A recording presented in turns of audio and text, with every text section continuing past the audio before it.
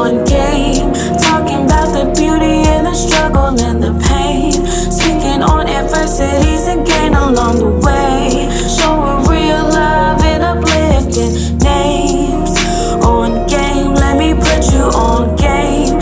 Talking about the beauty and the struggle and the pain. Speaking on adversities and gain along the way. Showing real love and uplifting names. On game, let me put you on game.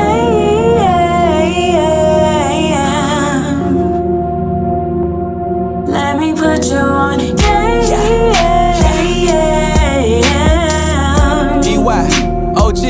Let me put you on game. Let me introduce you to the dopest. Your best friends know it, keep the camera lens focused. Atlanta being noticed, we the coldest in a minute. Time is how you spend it, just make sure you pay attention. From my city to your city, coming strong might put you on something you ain't seen before. Like homie, you ain't know the kings and queens that bring the things that make you know. Round of applause, I'm on my job, no clocking out. So tell me, what is you talking about? See me on your TV, probably smiling like I'm about to take a picture. Spending money all type of ways, cause God knows you can't take it with you. Let me hit you with the fast, dog. I ain't staying where I'm at, dog. I'm out here like a logo, man, I put that on everything. Big wings, I carry dreams, ain't got time to just maintain. Succeed, my last name, guaranteed I keep it swing. Standing on business, the Lord is my witness. I promise that won't ever change. Just let me do my thing, and I bet I put you Let on me game. put you on game. Talking about the beauty and the struggle and the pain. Speaking on adversities and gain along the way. Showing real love and uplifting names. On game, let me put you on game. Talking about the beauty and the struggle and the pain. Speaking on adversities and gain along the way. Showing real love and uplifting names. On game, let me put you on game.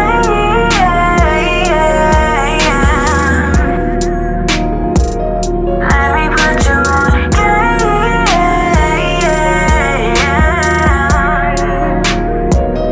Let me put you on game.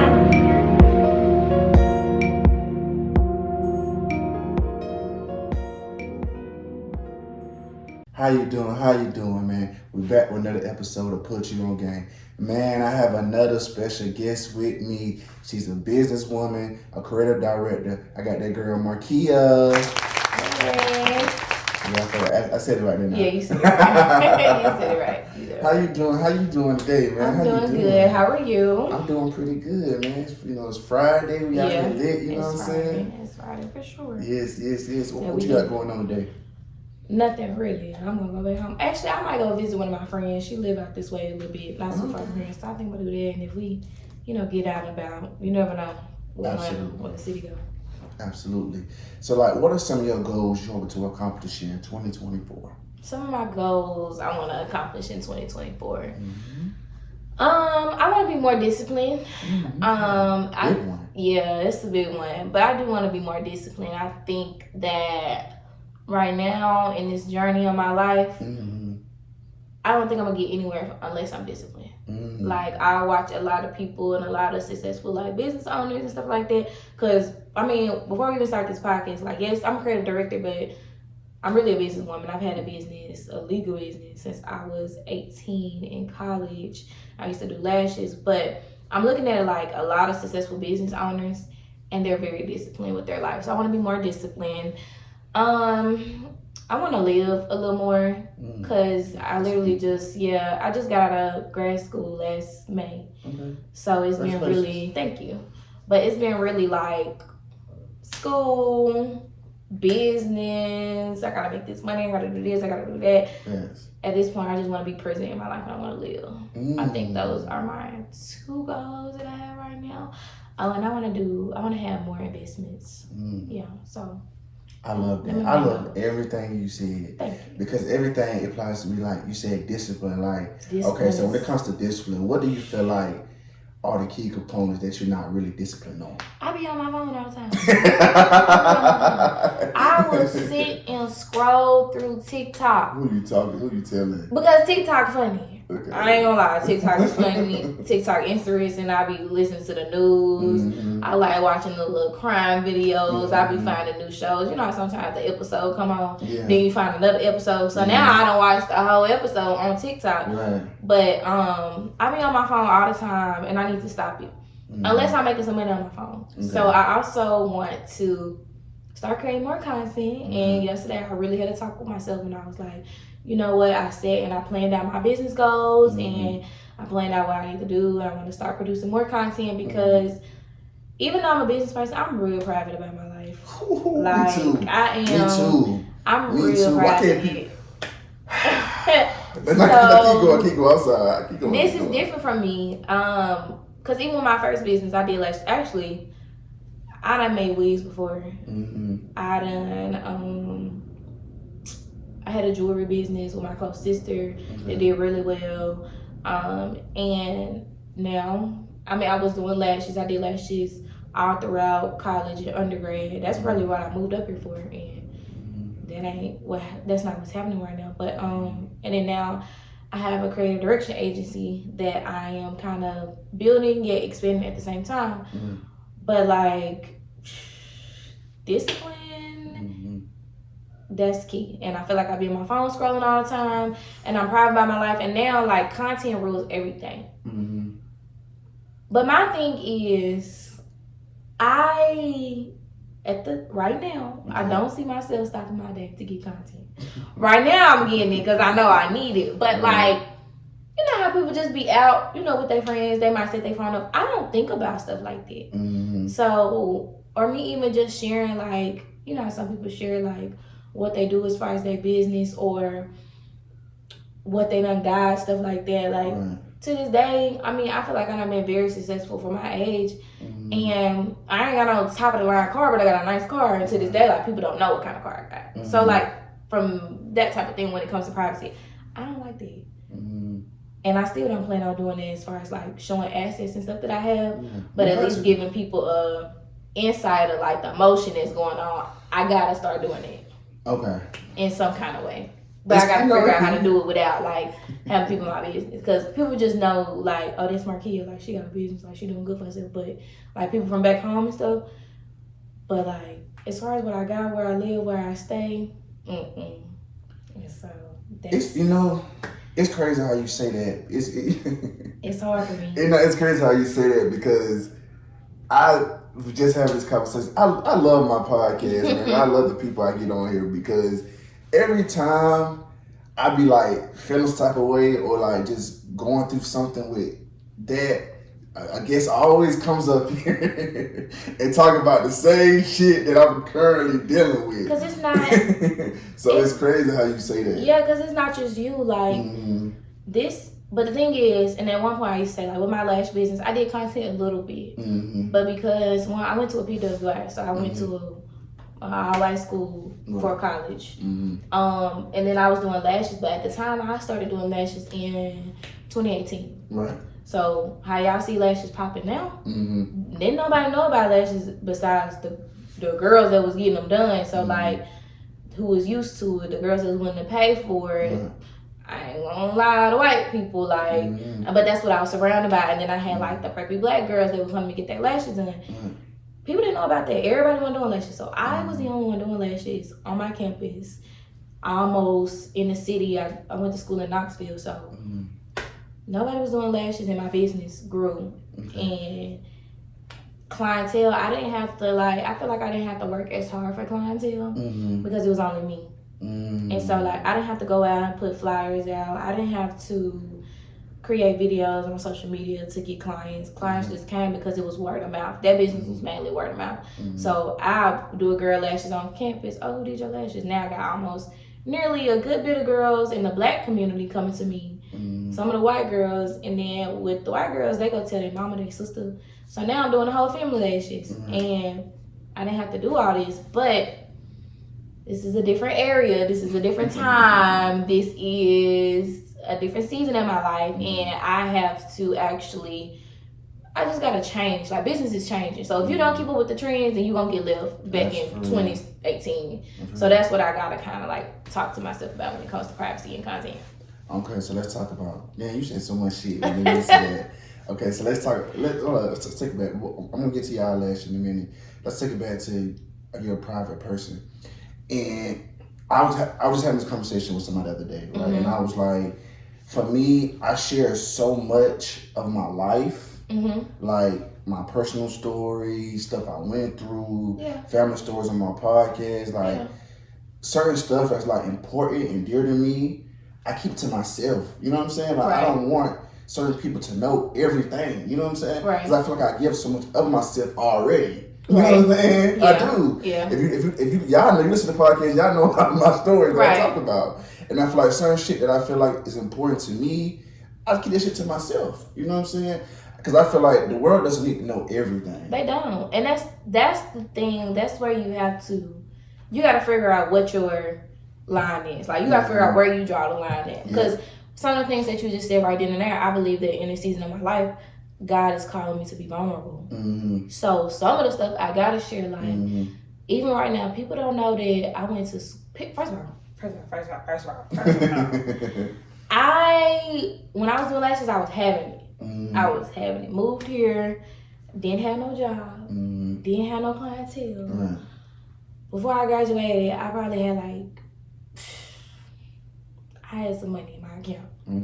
Bought a new car, got it back up, but then when you move, you spending a lot of money moving. You spending a lot of money moving. I didn't have a job for 6 months here because one, I was very like, oh, my clientele gonna jump off. Like I came here to do lashes. I'm like, oh, my clientele gonna jump off. I don't need it, and I wasn't going back and doing lashes. I'm not making no money. But in the midst of that, I wasn't like out advertising myself either. I'm just thinking it's gonna come to me.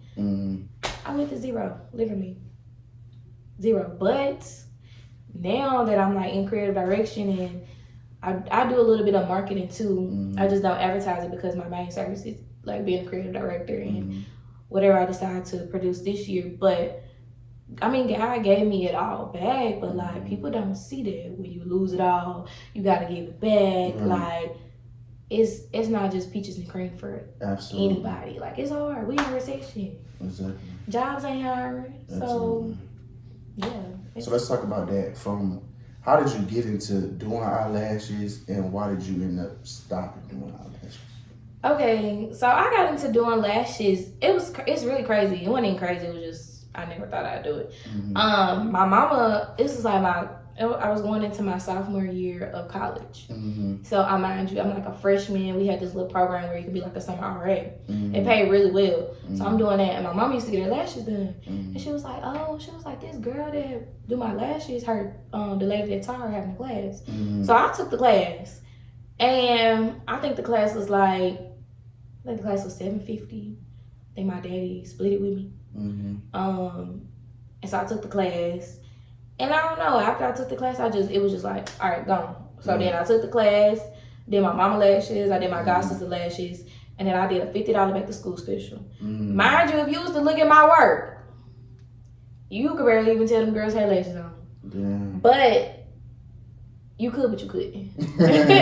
Well, I'm gonna say my mama, you could barely tell. She was my first one. But then by the time I did the next two, and I think I did my cousin, theirs looked okay, it looked good. So I went back to school, I had a $50 lash set. Mind you, it's girls that get their lashes done, like, because I went to a SEC school. So, you know, there's some girls up there that's like, they families, they have their maintenance, they getting their lashes done. So some girls that know about it and some girls that don't know about it, but they want to try it because dang, your lashes look good.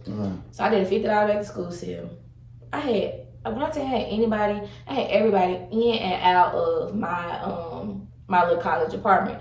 In my bedroom, on the side of my bed, I had a lash bed, a little, probably not even a little ring light. I had like one of them little disc lights that you had in college. I had one of them doing people lashes.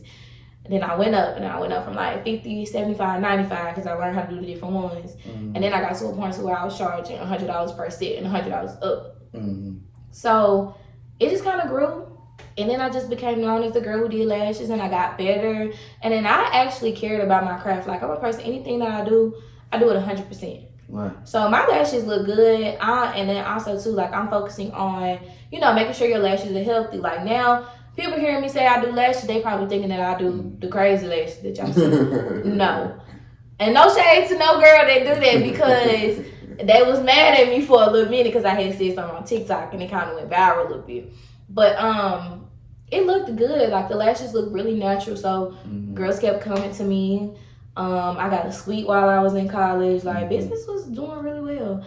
I stopped doing lashes. So I moved here. I went to grad school because I wanted to move to Atlanta, but I ain't had no job. I ain't had no plans. And at the time, my dad was like, you know, if you go to school, I'll pay for your like housing and stuff.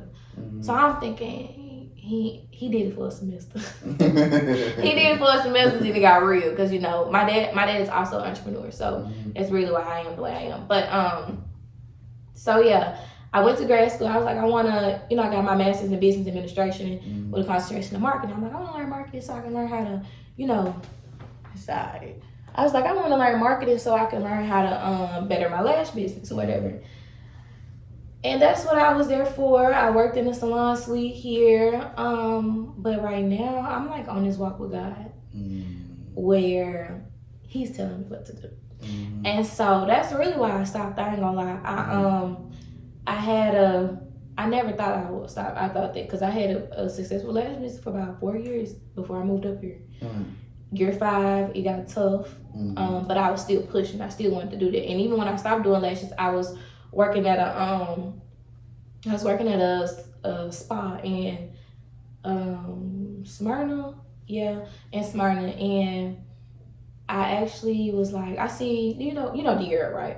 So she dropped her glasses, Laura Bay. I seen one of her campaigns. I'm like, damn, this shit dope. Like, I'm like, this shit fire. I'm like, I really want to, you know, get into this. So I'm telling my friends and stuff. I'm like, I want to do this. I want to be a creative director. And mind you, I had already knew how to do graphic design because I did it for my business. And I had friends who would come to me, so I would, you know, design graphics and websites and stuff for their business. I damn near started thinking about starting a beauty, like, branding type of company and stuff like that. So it was there. I just didn't know what. And so I was like, I want to do this. And then I ended up working a job after grad school. And I was like an account manager. So I built people brands, basically. But in the midst of that, I'm also like on set. Because I still want to be a creative director. So I'm also on set. So I'm telling people how to pose. I'm making mood boards and stuff, how their brand and stuff going to be.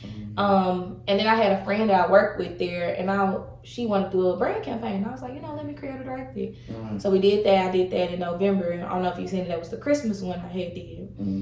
I seen it. And then it was just from there. After that, I was like, okay, wow. I was like, I can really do this. I ain't never did it a day in my life. Besides, like, my branding photo shoots, or even my college photo shoots, I would always make mood boards. I would always be like my undergrad photo shoot, I'm like, all right, we're going to wear this outfit, and it's going to be right here in this scene. But I didn't think that was creative directing. But, like, if you look at my pictures, it comes out, look, like I put a lot of planning into it. And so it was just that. And right now, it's like, all right, God, you tell me what to do. Because I felt like when I first moved here, it was a lot of, but when COVID happened in 2021, it was a lot of, I got to sit with myself.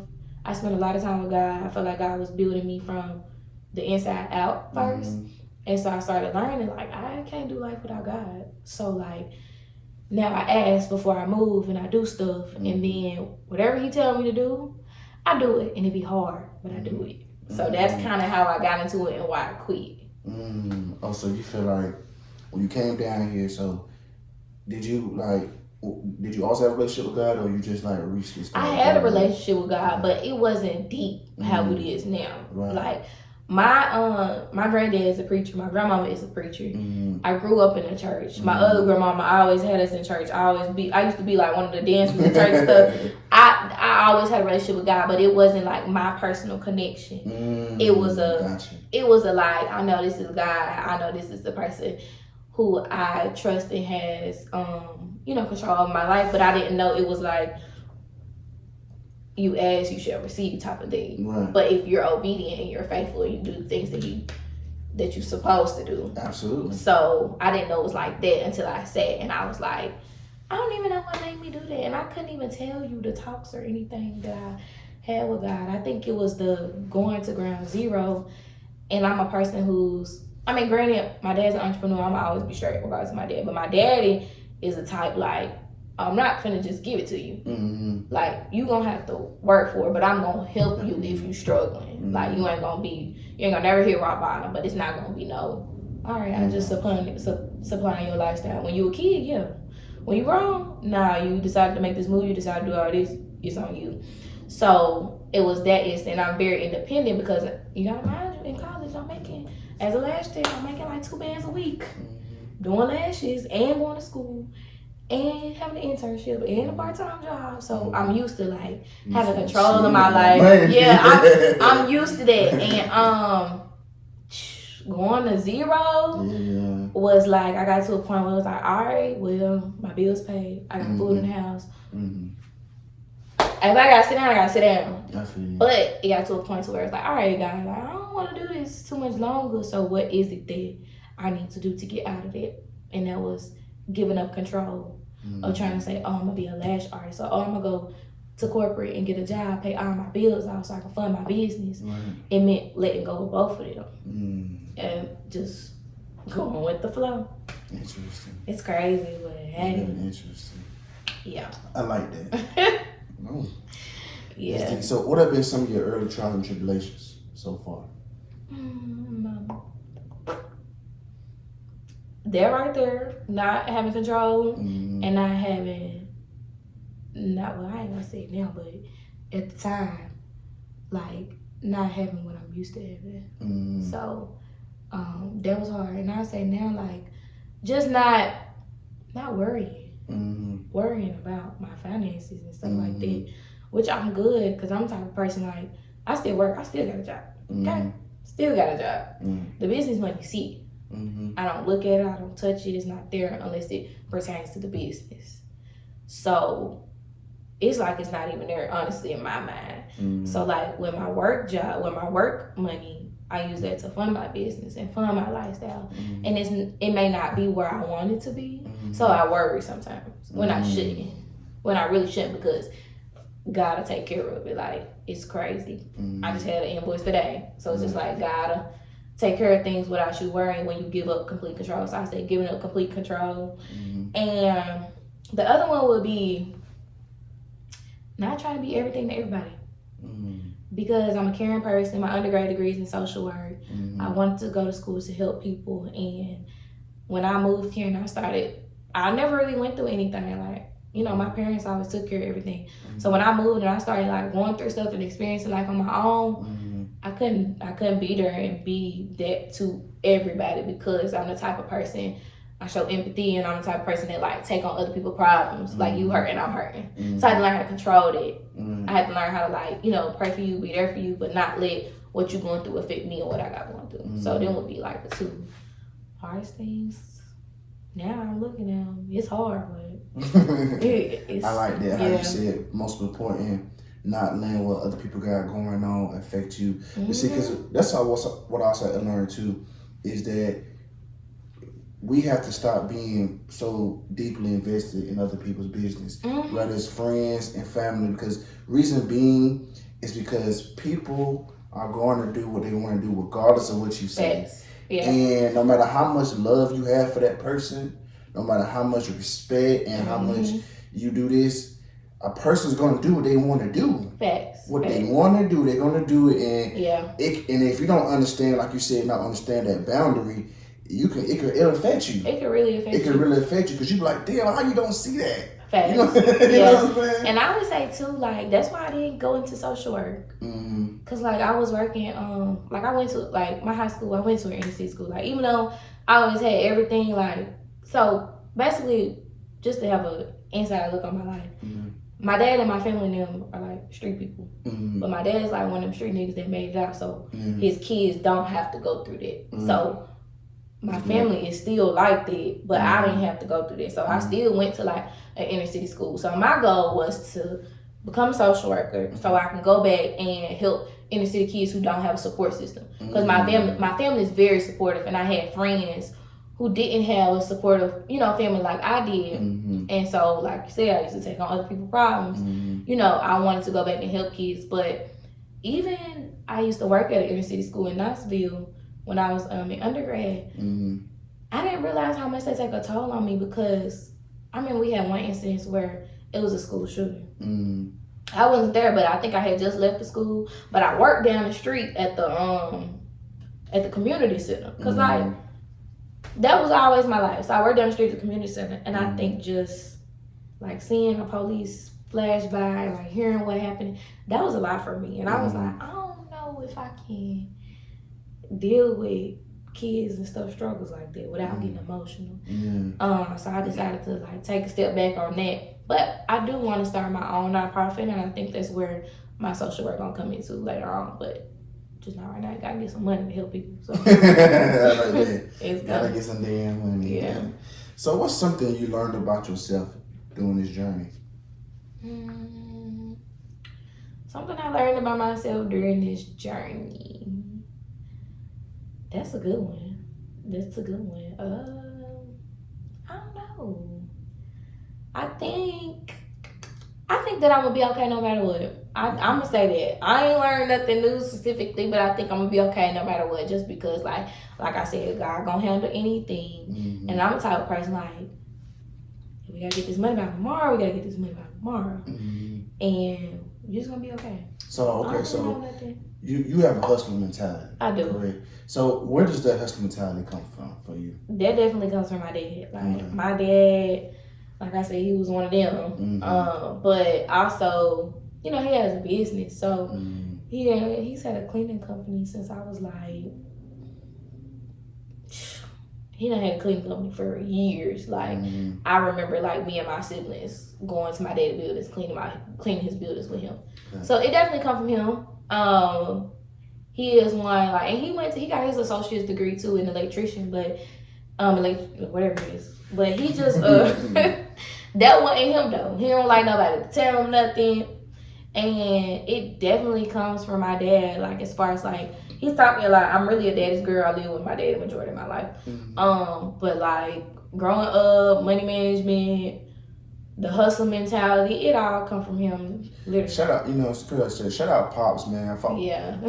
Pops, dads don't get enough love, man. They don't. If you to go ahead and say that, shout out to the dads, man, that are it's great some good ones out there. And that are hands-on that's doing that. I really love that you said that, and that's because you don't hear that often. You don't hear that often. Shout out to my mama too. You always hear the mothers. You always hear the mothers all the time. I got you know both. what I'm saying? But you never hear the dads. You like I think maybe the first, maybe the second. Really? Maybe the first or second girl I ever heard say something about their dad. It's always mom. It's always mom. So for you to say that, I got to specifically say shout out to the dads, man. That are great fathers out here making moves for you. It really is. It really is. That's crazy. That's our society though, because it is just your mama. But yeah. Shout out to my mama too. My mama there. She's very she's supportive. He's just that dude. He take care of, you know, business. Everything. My mama, she like, you know, the support system. Like you're gonna do what you're gonna do. Yeah, me and my mom, we like best friends. I literally talk to my parents every day. My mom, we talk like we friends, but they're both there. They both supported. Like they see. They know I got the motion. They know I can handle it, and you know they just there to keep me focused. They equipped you with the right tools. They did. It comes to a point in time. I was seeing something, looking at some podcasts, where it comes to a point in time where parents have to understand that you have to trust in yourself, like that you equip them with the right tools and the right knowledge to be able to go in this world and be able to handle themselves. Right. They're going to go through their own trials and tribulations on their own. Certain things you cannot prevent. You know what I'm saying? But you want to believe that you gave them the right tools to be able to make it through that motherfucker. Yeah. You know what I'm saying? Yeah. And that's not strong. That's really what it is. I feel like all my life, like, you know, I always been like hard. I ain't been hard on dudes, but I don't really take too much. Like it take a lot to, you know, be with me. And hey, they should know that. Yeah, they do. Because I don't settle. No. I've done it before. That's the reason why I don't do it now. But even but that, like you said, even when you saying like me growing up, my dad always telling me what to watch out for, what not to allow happen. I still went through it though, because like you said, you gotta go through it, you gotta trust it. But my daddy say that all the time, because I literally just brought my first boyfriend home ever. But it's like, you know, now he like, you know, I know that you could take care of whatever you got going on. So yeah, it's about them trusting you. And I say that too with now this younger generation, because I got younger siblings. They different. They not I feel like the younger generation is different because of social media. Yeah. And so I try to tell them, like, as a big sister, we talk, but we don't like to talk every day. Because as they were growing up, I went off to school. So I went off to school and they were like, oh my God, they were so young. Now they about to be seniors in high school. But and I still try to talk to them. My little brother doesn't have his dad in his life. So I make up for that. That's another reason why the hustle is there, because I help my mama out so she's not struggling. She don't struggle no more, but like a good period of time, it was like, all right, I got to do this to make sure she's straight. But I can relate. Yeah, I mean a lot of us our age that's like that. Yeah, I can relate. So. But they different because they got social media and they need their own identity. And not just my siblings, I feel like it's a lot of them kids that's growing up, because now, if you think about it, we got social media, right? We had it, but not. But it was kind of just starting a little bit. Yeah, not to the extent. Now people out here faking their lifestyle every day and acting like they drive this and this car, and like, I just want them to have their own identity, and I want them to be able to know that they can do anything that they put their mind to. Because I say that because the high school I went to, people used to say, oh, you go to high school, you don't go there, like, it's going to change you. You're not going to do nothing. Don't nobody ever, come out of here good. Because I went to that high school, I went to undergrad for free. I ain't paid a dime. I had paid for grad school, but still, it was like exposure. And then it's like, that kind of molded me into the person that I am. I done had a business. I done worked jobs. I done had internships working with Microsoft. I done been flown out by a major company. So it's like, you can do anything you put your mind to. It's there. It's literally there. You just gotta work towards it, and you gotta, put your faith up. So I be trying to tell them that, because they see social media, they want to be an influencer. My brother, he got a YouTube channel, and that's good. Like, I want you to do what you want to do, but I also want you to explore other options. Like I be telling them too, because I went to school, that don't mean y'all gotta go to school. I didn't do what I did so y'all can follow my footsteps. It's about figuring out what you want to do, but I at least want you to try. And I just be like, look into so many things. You could be a videographer, graphic designer. And it's so much. And I'm crazy how you said that's one of the main reasons I created this podcast. Because for me coming up, it was two things. Either you go to college, you go to the military.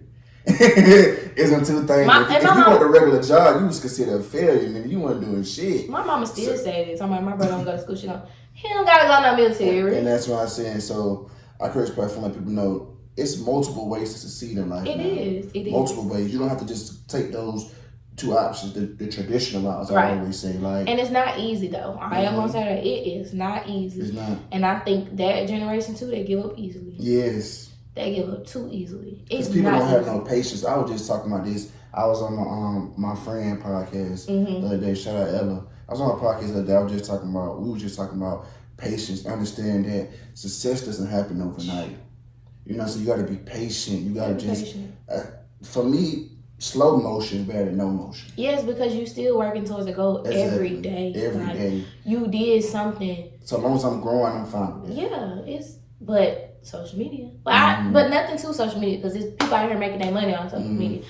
But I need everybody to understand that that's what people use social media for, to make their money.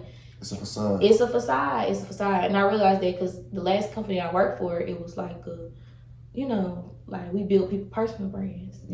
So I'm behind the scenes now. So you see. So I'm seeing, all right, so we paying this influencer to talk about your product, and we got you coming out this Lamborghini, so it looked like you got it. And but me, I'm like, oh. You see this shit. I'm like, this is what y'all doing. This is really what it is. And I'm learning that a lot of people out here don't, especially living in Atlanta. You learn a lot living in Atlanta. Like, Atlanta is a real place, but people be saying it's not a real place. But it is a real place. It's just different, okay? It's just real different. So different. The people be saying that, but it's real different.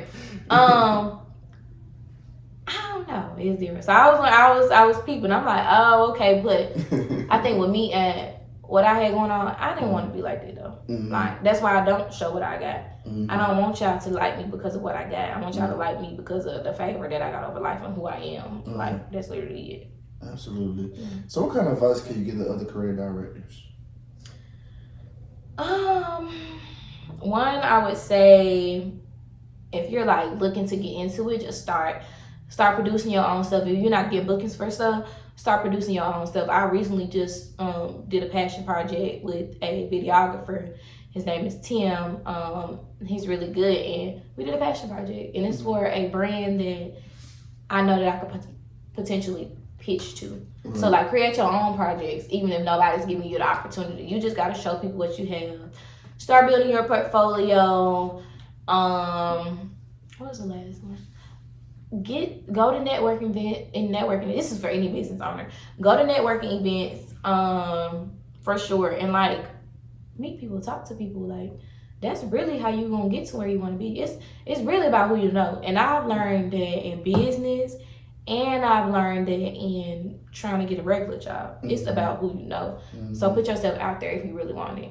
That would be my advice. But see, that networking and stuff. See, this is a conversation that I was just having too the other day too.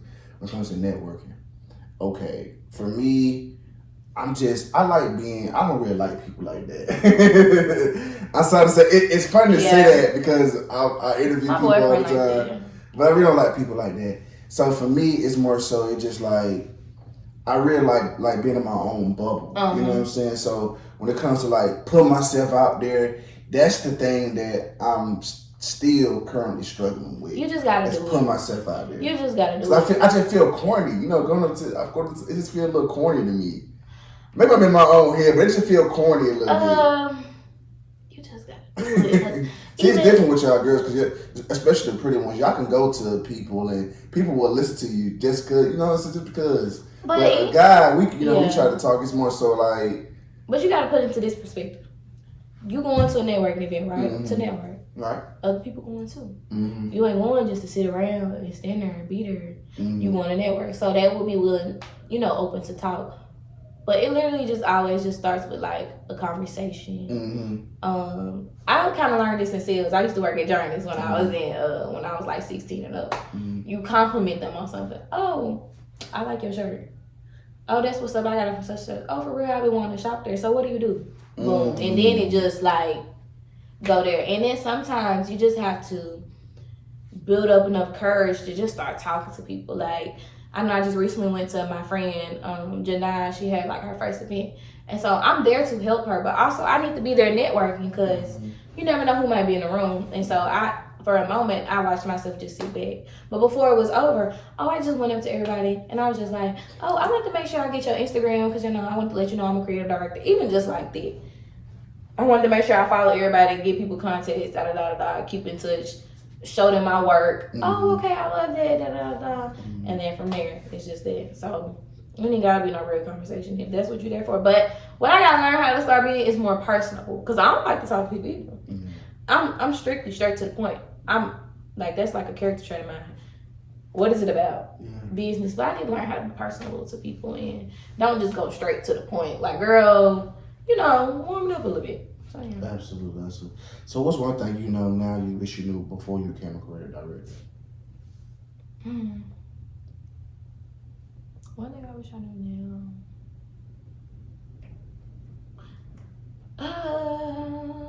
I would say now I'm new to this, y'all, so I ain't really explored that much besides creating my own work, but I think creating my own work because around this time last year, probably like January 2023, I was like, I want to be a creative director.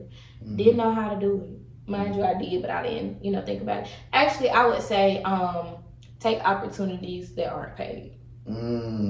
Because, or I wouldn't even say aren't paid, or take opportunities that might not be exactly what it is that you want to do, just something that'll get you in the door. Because all you need is to be in the door and then learn the ropes, and then you could take it, tweak it, and do what you need to do. That's what I would say. That's what I wish I knew. Yeah. That's deep right there. So what's your biggest motivation? What keeps you going? What keeps me going? I would say my family keeps me going, especially my little brother. That's like number one. He ain't so little no more. He almost about to be 18. But he definitely keeps me going. Him, my mom, and my family. Really. And really just I I really want to just help other people. Like this year I really want to start my nonprofit. I want to have a financial literacy program for kids. Just showing them stuff like this. Like you can do anything to make money, and showing them how the ropes and stuff like that. But that's what keeps me going, because I know that everything else will fall in place. I like that.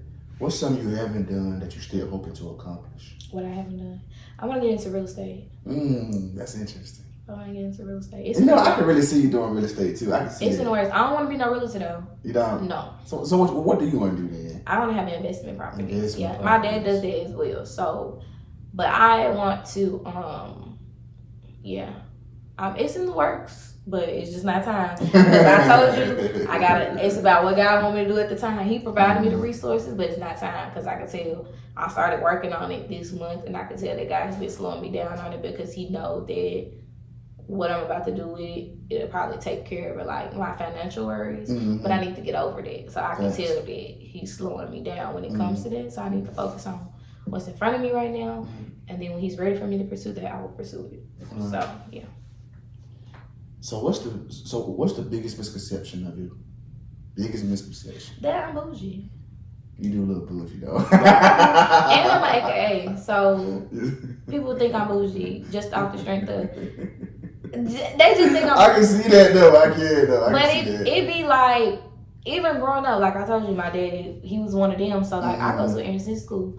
Me and my friend, we pulling up in a Rover, we pulling up in the Benz. But like the people that knew me, they know I'm not bougie. Now I might have little bougie tendencies, but I ain't just stuck up bougie. No, like. So you easy to talk to.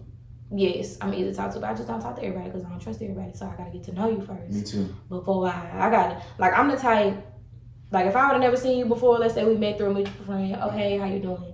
Or like we was in a crowd of people, I would sit back first and I would observe. And then maybe the second time that I meet you, I might talk to you, get to know you. But because we're doing this podcast, we got the questions going, you can see and feel my real energy. But like social media, they might look, oh, this girl bougie, she thinks she out there. And in reality, girl, it's not there. I don't. I'm probably I'm the nicest person. I got ways. Not like bad ways. But like, I'm not like bad ways. Like, I got ways now, you know. You meet me. Yeah, don't play with me. That's really what it is. Don't play with me. As long as you cool, but the minute that you think that you about to play with me, then that's when you got to. But, God been working on that. But you know what I realized too? People call women bougie that like nice things. That like designer things, or that come in nice things. And I say, baby, I ain't got to. And I think and for you to say that, I think that's a misconception too. Like, not all women that wear this or drive this are all like that. Some women just like nice things, and there's nothing wrong with that. And I say, blame my daddy. Yeah, but I just think there's nothing wrong with that in general, and I think we always, especially men, we judge a book by its cover.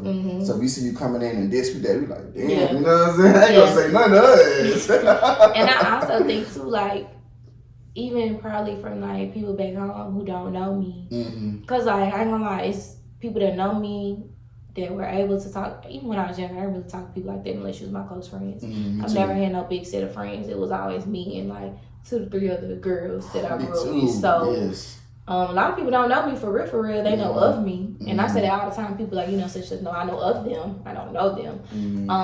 But they'll see like, oh, she went to school. Oh, she did this, she did that.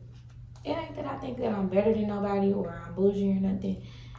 It had to be a different lifestyle because, I was already exposed to I was already exposed to having what I wanted because of my daddy. So just because I'm over it ain't finna stop. I'm having what I want because of me. So, I ain't really got that little bougie. I talk to people too. I'm really nice. Like, we can... Me too. It's crazy how you say that, because I think I was the same way. Like how you said you grew up with a few friends. I did too. I don't really trust niggas like that. For sure. And even for me doing this podcast, like I always tell people, especially the ones that know me, people like, D, you so vulnerable. You do this. You express yourself. You learn it. It took time to get that. You learn it. It didn't happen overnight. But that's because you want this to be something. Like, yes, that's my friends who knew me before this shit. They would tell you. Nah, D did a whole 360. I wasn't closed off. Like, The only people that knew what was going on, like you said, were the people who were around me. That's the only people. Nobody else knew nothing. But you know what also is, and that's why people say this all the time. I don't know if it's a Bible scripture or whatever, but they always say this. But they was like, don't let people know like everything that you got going on, especially like new stuff, because not even you never know who might be praying on your downfall. And it's just like once you speak a certain thing into the atmosphere, I forgot who I heard say this, but that was like once you speak something that you about to do into the atmosphere, you're giving the devil access to mess up what you got going on. So I got that bad though. I tell my friends, I tell my close people, all right, I'm about to do this next, boom, boom, boom, boom, boom. But now I'm learning not to say what I got going on next. When you see it, you see it. And now I'm more of a person like, when it's done, you seeing it. And then I'm gonna market it. So like even with the creative direction stuff, I ain't tell people I wanted to do that. It was just like, you see it now. And they see the work, they see the quality, because I'm still mind blown at some of the stuff I create. Like, and so I know that it's God sent, because I don't know what be going on in my brain, what made it be like, but it works. So yeah. That shit is spiritual, you know that, right? Yeah. That you bring an idea, you bring that shit to life. It is. That shit is spiritual, and that shit blow your mind. It blows your mind. For me doing this, coming up this logo, all this podcast stuff, I realized that like I blow myself too. Like some stuff I say, I listen to what I say, I repeat, I go back, I'm like, damn, I really said that. But you know what I'm saying? And even with I was on one that day. And that's the thing though, like even with this podcast stuff, it's like you just gotta put yourself out there. Yeah. You never know what clip might be your next clip that really like turn the situation around. And I think I've learned that. Same with me, you never know what project or who you meet gonna turn your situation around. It's really about when God know that you're ready for it. I said that yesterday too. First you said that, I said it only takes one. You could try. The thing about life, people, is we could try a million times. We could try a million times to do something. Right. We only gotta be right once. You take that one. That's it. That one. That's all it takes is one fucking time. But that don't mean it's gonna. I mean, and I say this either. I was gonna say that don't mean it's gonna happen the first time. Yeah. It might. Yeah. It might. I never say that you might be an overnight success. You could, but that chance is very slim. But you could though, because.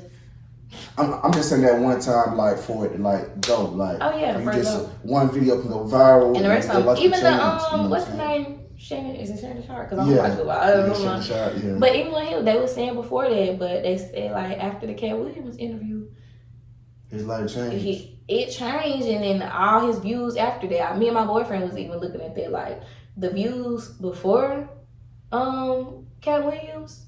And then even it took it back. Now all the videos that he had before Cat Williams on With Up, just off that one interview. I just seen that he was Wayne on there. I think with that interview, the reason why I feel like it went viral, the Cat Williams interview went viral, because number one, Cat Williams doesn't do a lot of interviews. He don't do a lot of interviews, and people haven't seen Cat Williams in a very long time. That's true. So anytime you've been missing off the face of the earth, you just pop back up. You know what I'm saying? And some of the stuff he said. And the stuff he was saying when he did pop back up, the stuff he was saying was just like crazy. You know what I'm saying? So that's why I think it blew up like that for sure. Yeah.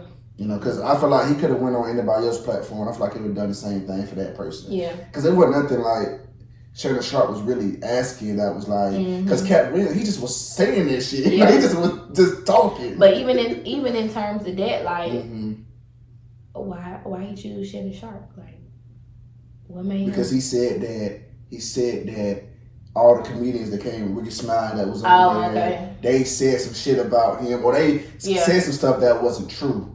So he came with that. He wanted to clear the air.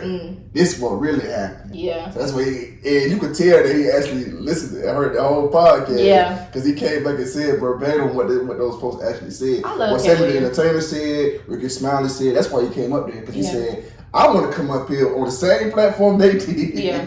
And clear the motherfucking air. Because I wasn't watching no podcast with Ricky Smiley or Cedric the Entertainer. I ain't gonna lie.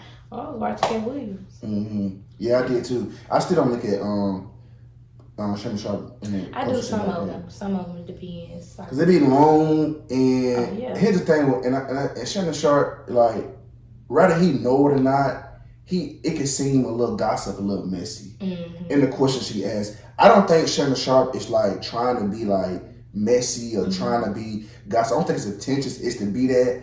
But it's like when you ask questions, it can come off as that. You know what I'm saying? Like you ask somebody about a breakup, or I heard you had put somebody's car on fire.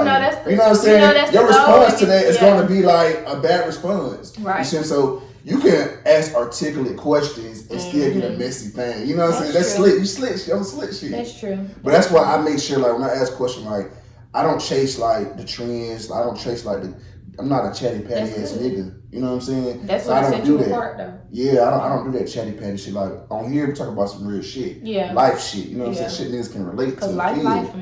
Yeah. So, that is for sure, man, for sure. So, if you can go back in time, what would you tell your past self? If I could go back in time, I would just tell my past self to keep going. Keep going. I wouldn't change a thing about my life right now because it's all a greater purpose. I would just say keep going, and try not to control everything. Right. That's it, literally. I like that. So, how do you want to be remembered when it's all said and done? I want to be remembered as a goat. Go. No, the go for real. My whole goal is I want people to know that I'm really like outside of, the pretty face, outside of the degrees. Like, I'm really a real businesswoman at heart. Like, I've been buying business books, thinking about starting a hair company since I was in high school. So it's in me, and I really just want to be remembered as that. My goal. Also for 2024, I want to have more speaking engagements. I did a little bit last year. Like I had my first speaking engagement at an event.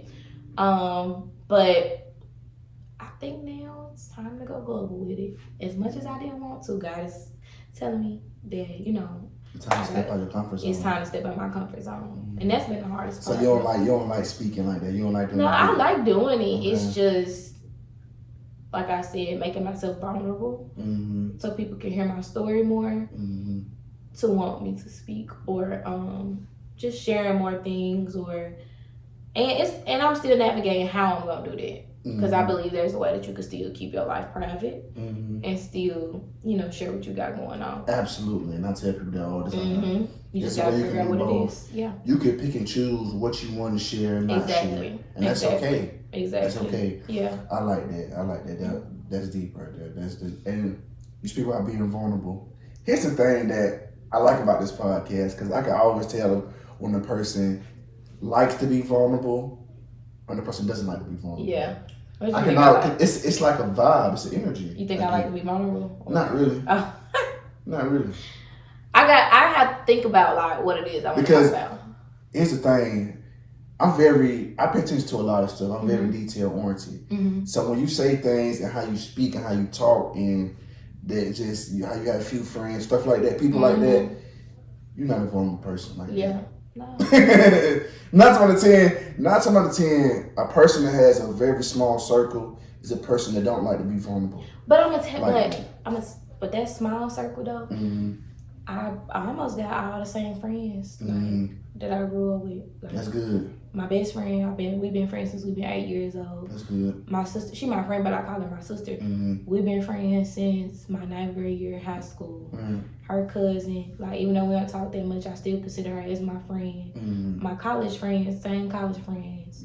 I probably only got one that's not really my friend no more, but she wasn't really like a close friend. Nobody that I like, and then that happened. That don't even matter. I wouldn't even consider it a friendship. So I still got like my folks. That's so, good. Like, that's good. But I take pride. I take pride in that and saying that, because I like when the people that are not really vulnerable, they get on here and they be vulnerable. Yeah. I like that. I like bringing that side out of you. Yeah. Because I want you to be yourself, but I want people to get to know you. Yeah. Know who you are, what you've been through.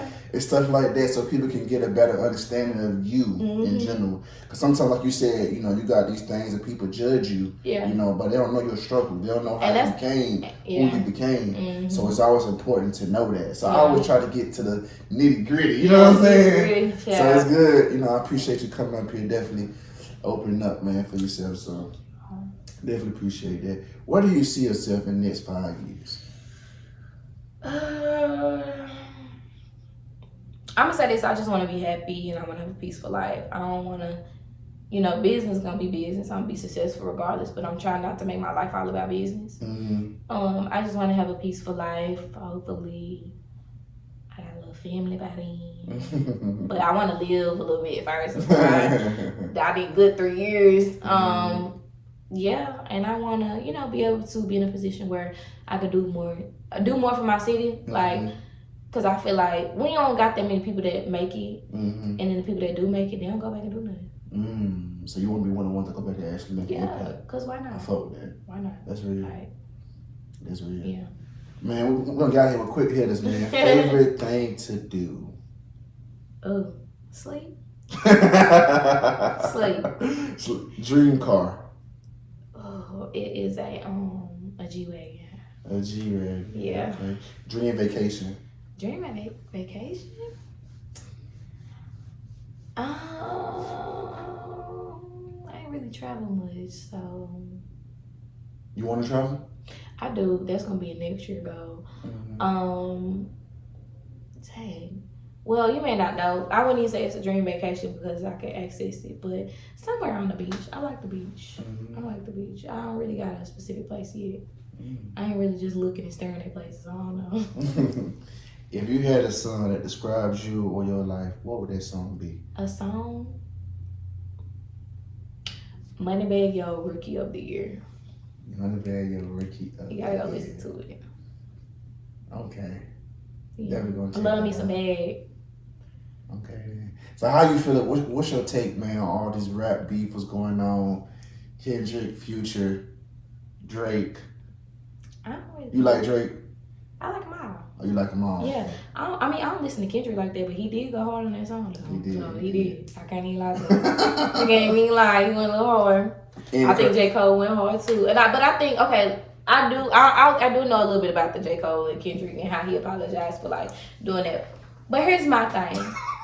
And I see what everybody's saying, like he went out sad, but also bad. But listen though, I didn't listen to how he apologized, so I don't know what all he said. Oh, he went out terrible. I don't know what he said, He but went out terrible. from not listening about what he said and just looking at the blogs, thinking like, he just apologized to his fans.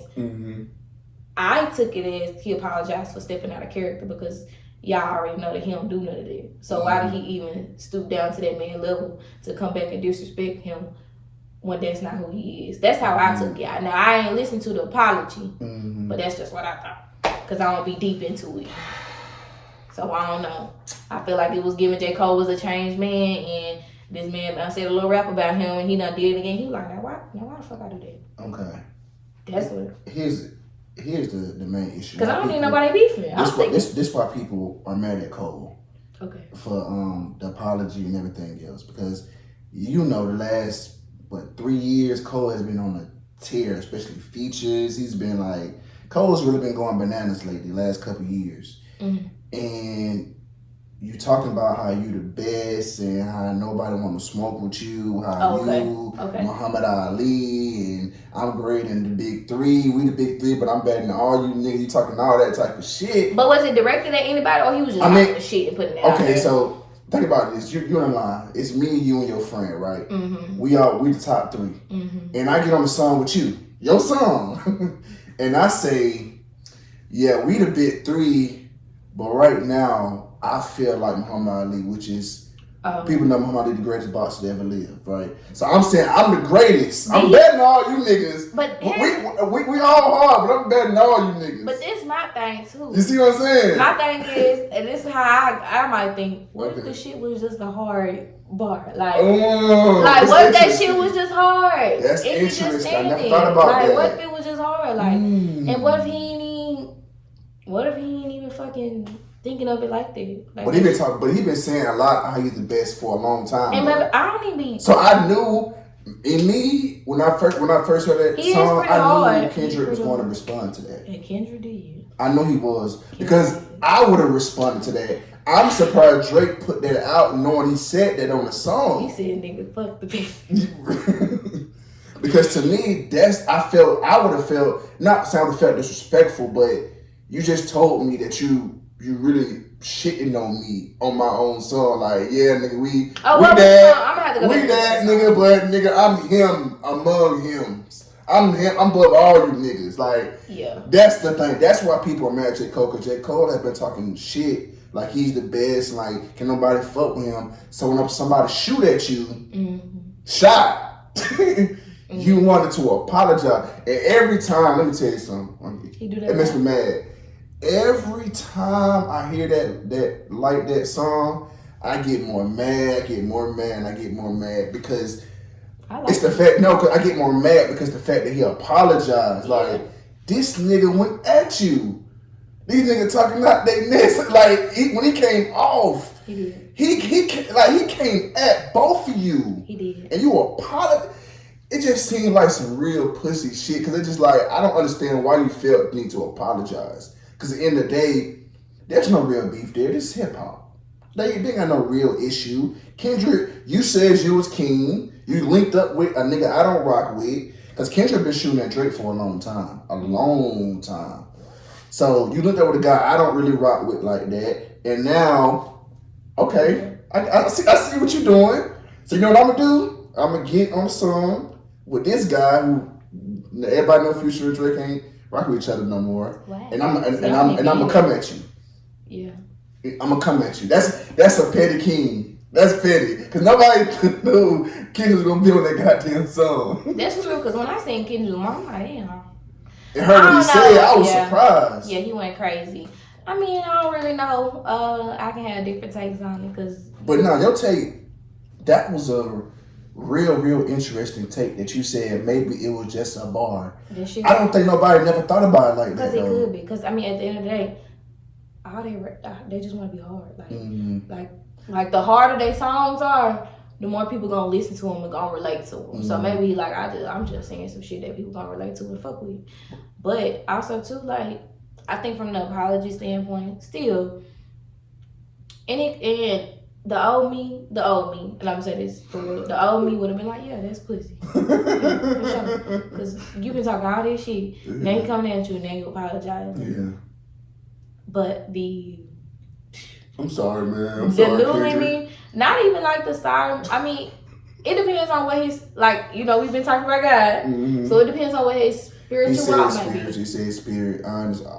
As a man, I respect that. I respect the apology. I respect that. But for me, I feel like you should never release that song in general. He shouldn't. But that's the thing, though. He shouldn't have never released that song. And if it is spiritual and it is, you know, God telling him he shouldn't release that song, he probably knew that before he did it. But he probably let his flesh get to him and released it. So now, God gonna humiliate you publicly. So now you gotta apologize publicly because you disobeyed me in private.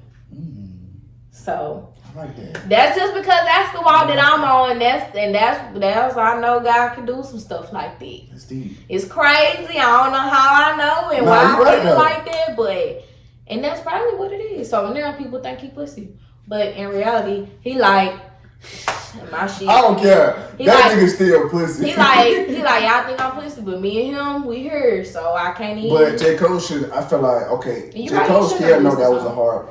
Like you said, even if it was a bar, you knew what you was saying, and you knew how people would take that. And that's probably still some other stuff. And respond to what you said. You know how people gonna respond to what you said. I mean, like you said, he knew that though. He knew that, and you came out there, and now you want to take it back. And now it's like, at the end of the day, I just felt like the more I hear the song, the more I hear like that. What's the more song? I'm like gonna have to go. Not like that, but what's the song? Because I'm gonna have to go listen to the song. To my Drake and Cole, first person shooter. Oh, okay. I'm gonna have to go. I'm gonna have to listen to it in depth. I'm gonna have Cole was he was flooring that bitch. He was flooring, and I was like, Cole number one. I was like, at my house, he number one now. Then Kendrick came out with that shit. I said, that was crazy. I liked it like that. Yes, and I was at the Hawks game like a couple days ago. When I tell you they played that song about 10 times. Yeah, it's a hard song. They played that song. Each time I heard it in the Hawks game, I said, damn. It's Future and Metro Boomin. Who they talking about? They talking about Drake? Yep. Oh, because they just came out with another one talking about we still don't like you. We still don't trust you. I'm like, what? What's going on? I don't be hip to all the beef and stuff. I just like the songs. I don't be knowing what be going on. A lot of niggas shooting at Drake, man. And I don't know. They say Future and Drake. Drake cool, but Drake ain't Future. He not. He ain't Future. When it comes to spitting, Nah, Drake is talking about rapping wise. Rapping wise. You think Future's a better rapper than Drake? That's a hot take. That's a hot take. I'm gonna clip this. That's a hot take. So you think Drake is better? So you think Future rap better than Drake? I really like Future. I like Drake. I like Drake too, but now I would say Future make trap music. Future probably. Okay, I like Future music. All right, maybe that's why. Rapper, maybe I don't want to say that though. Because I listen to a lot of trap music, so maybe that's why. Drake. I got a couple Drake albums on there, but I'm gonna download Future every time. I love Future too. So he should just ride on it. Yeah, that should just ride. That motherfucker ride. But see, I accept them for who they are. Like Future is to me is a hit maker, and he just make music that rides to me. Yeah. You know what I'm saying? I accept them for who they are. Yeah. But that's my only thing with that apology. I just wish the nigga didn't apologize. I felt like that was some pussy shit. Yeah. Like you said, maybe his spirit, causing we don't even mental really health, all that serious. I take that serious, man. Take care of yourself. But I feel like as a man, you shouldn't have came out. You shouldn't have dropped that diss. You shouldn't have been talking that shit the last 3 years. How you the best? You Muhammad Ali, and now this nigga got a song, #1 song out, and this shit still running. When he apologized, he made the song more harder now. Like that, the song seems more harder now. I ain't listen to it. I said, yeah, because as soon as he apologized, I mean, the song was already getting played, but it's like as soon as he apologized, I started hearing that shit more and more and more. I said, damn. Yeah. They just made the shit seem more hotter. They just seem more hotter. You added more gaslight to it. I'm gonna have to go listen to it. I gotta see, because I don't know. You gotta listen to it, and you gotta definitely let me know. Yeah. So what's next for you, man? What's next? What's next for you? Working. I really don't know what's next. Like I said, I can't pinpoint what's next. I know right now I am sitting here focusing on my business, which is Pro Boss Agency. Y'all can follow my portfolio. But right now I'm really just focusing on a lot of creative direction projects. I want to drop a lot of new stuff. I want to get to more networking events and stuff. So that's really where I am right now. And then whatever happens next, I guess y'all will see, because I don't even know. How can we find you on social media? So my personal Instagram is at MARKIA, MARKIA, Armani, ARMANI. And then my business page is at Pro Boss Agency. Thank you, man. It has definitely been a pleasure having you on this podcast. Thank you for giving me some of your time. Thank you for coming and putting these folks on game. Thank you. I appreciate it. I really appreciate you, because I know, you busy, you got a lot of things to do. You travel a long way to come sit down and talk to me. I enjoyed it. that. I did. I really appreciate that, man. Sincerely, this podcast will always be here for you.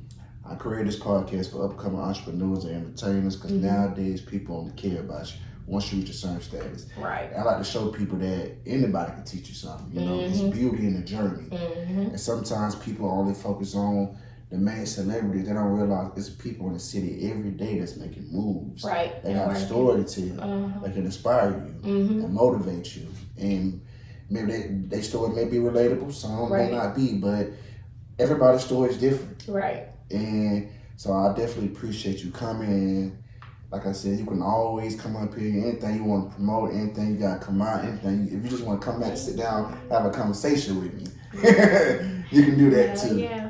Definitely. I don't got nothing coming up, but y'all ever need a creative director for your next brand campaign, you can hit me up. And yeah, that's where I am right now. Okay. I ain't got nothing new. I appreciate it. You got any questions for me? No, I like everything that you're doing with the podcast. It's real solid. That's good, because like you said, like it's beauty in the journey, and these people are already making moves, and they do need to be seen, and that's what's gonna make you different than everybody else. So I appreciate that. I appreciate the love. Absolutely. Because that's what it's about. Like you said, is people out here. Because I realized when I created this platform that it wasn't too many platforms that were focused on the little people. Everybody was making platforms, catering platforms to the bigger people. Right. I'm like, these folks already got 1,000,001 platforms to go to. But who are the people that are really focused on in the city? Right. Who are we looking at these people that's out here behind the scenes, or not even necessarily just behind the scenes, making moves that you don't even know about. That you don't even know about, but out here making some real moves. I already know. And we talked about privacy. I always want to be one of them. I want to be rich, but I don't want to be famous, baby. Me too. I said the same thing. I want to be famous. That's why I said that's my thing. That's why I said, man, when you talk about networking and shit, that was the struggle. I'm like, man, look, You got to. I love my platform. I love what I do. I love interviewing people. But man, do I really want to just start talking to people? You know, it just, I be in my own head. I be in my own head. You never know who you would meet. You never know who you would meet, because I would even say my journey, like as a creative director, this girl that I work with now that I'm contracted out, her name is Monet, Monet Business Co. And had I not took a chance and went to her networking event, I actually volunteered at her networking event. Had I not took a chance and did that, had I not took a chance and, paid for a service that she helped me with, and mentioning to her, like, this is what I want to do. And had I not took a chance and I met my friend Janelle who brand campaign, I did. Had I not took those chances, I would still be like, okay, how do I get started? So I wouldn't have been able to build my portfolio. So it's different. You just never know who you are. And I also say too, at my networking event, I met my first client for Pro Boss Agency, and at the time I was doing other marketing services. And then that's what allowed me to get my group back up financially, because I put myself out there, offered my service to somebody, and boom, it was crazy. So you never know, I'm telling you. That's deep, man. That's where you're supposed to be. Like I said, I definitely appreciate you coming, man. We're going to get up out of here, man. All right, yes. That's brought you to another episode of Put You On Game.